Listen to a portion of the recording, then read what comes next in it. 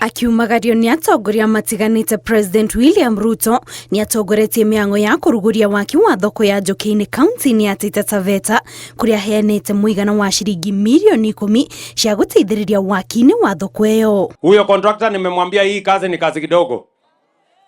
Miezi 2 peke yake inatosha amalize hiyo soko alafu tuendelee na kazi.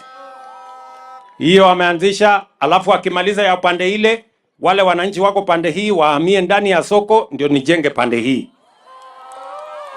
Tumeelewana jameni? Na soko si hii peke yake. Soko hapa Taita Taveta County tunajenga soko mpya 7. Akiaraniria na ikari tauni-ini ya Njoki-ini, President eranirie ati thirikari yake ni gukorwo igikinyaniria mihango ya waki wa barabara itiganite kaunti-ini iyo iria ikoretwo irigitangwo kurio na guthararia mihango ya uthii kwa ihinda iraya. Mimi nitarudi hapa tena Januari, mimi nakuja sasa. Na nikikuja siku hiyo mtaona contractor hapa hiyo Januari.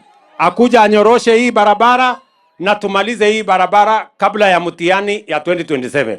Ishera-ini riu President oho augite gutire dini ndorere kana gicigo o giothe gia bururi gigukorwo gitigwo na thutha mihango-ini ya uthii wa na mbere kuria ongerire ati ni hari bata wa andu gukorwo na urumwe na gwithema na uteti wa ngayukano. Migawanyiko haiwezi kutusaidia, chuki haiwezi kutupeleka mahali popote.